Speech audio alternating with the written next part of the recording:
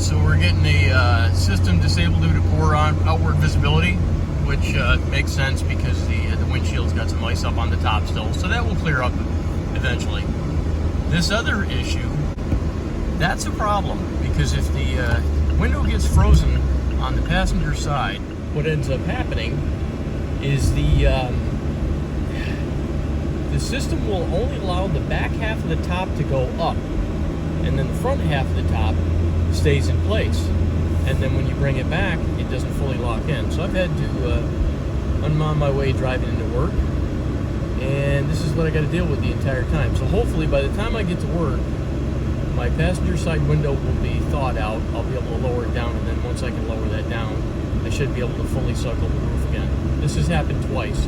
Obviously, I knew it was probably going to happen because I've frozen the window shut before, but it really, there's no snow. It's obviously 24 degrees, so it's nothing bad enough where the top shouldn't function, because the top on my other car used to function down to like -10. Well, it functioned down to any temperature, honestly.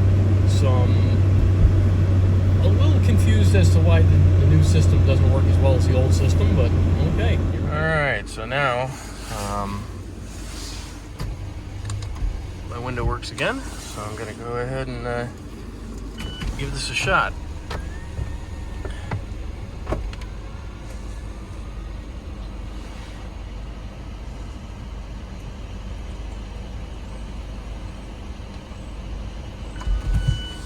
Alright, it's working again.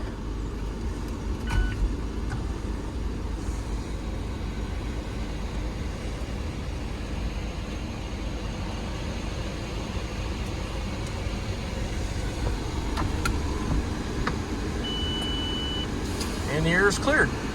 So, got that going for me. So, if those windows, I'm gonna bring that back up again. If the window freezes, and I've had that passenger side window freeze a couple of times, if that won't come down, this half of the top, I'm pointing to this half of the top won't release, but the back half will. So potentially you could have your back half partially off, and if it jammed in such a way that you could end up in some real trouble. So always make sure that your passenger side window is thawed out before your driver's side one's going to be, because of that aforementioned little tiny gap that when you pull the door handle, it lowers down a little bit,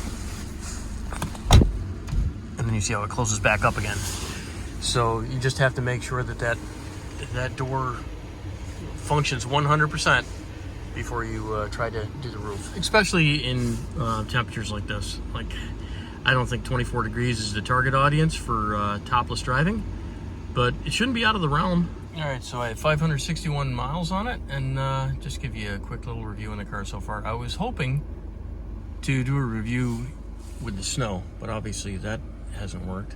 So about the only things that I've really dealt with besides the aforementioned roof, which no one is ever really going to deal with besides me, most likely. I'm not thrilled with this new handle setup.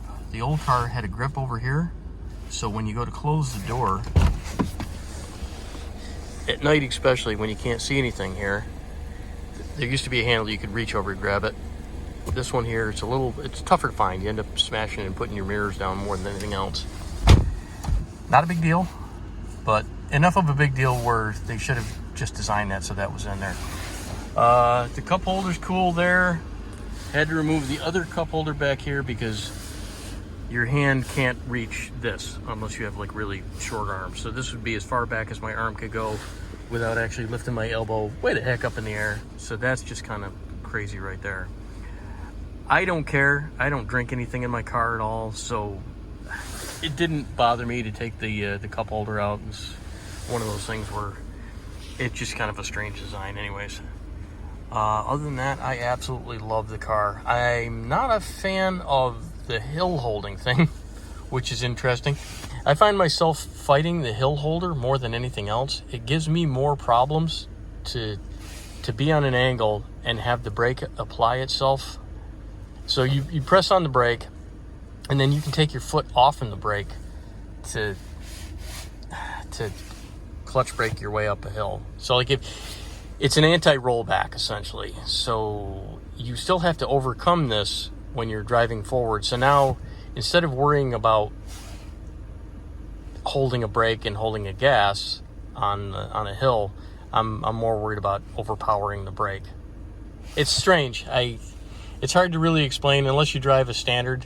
Like most people would be worried about, you know, being on a hill and, you know, having to find that sweet spot where you're going to your gas and coming off your brake. But so they did this hill holding thing in order to keep you from having to overcome that problem.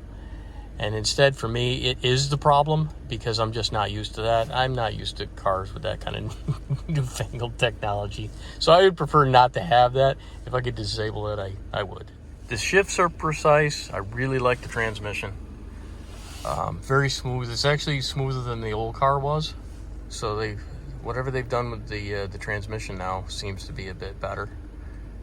I mean, it's a 6-speed, just like the last one was, but whatever they did, it seems to shift a lot nicer. The car handles well, but like I said, I don't have any snow to try this out in yet. This is really kind of weird for this time of the year. I've got my snow tires on now. I dropped down from the what are they, 18s to 17s? I think that's what it is. Let me go look. Yeah, they're 16.5s.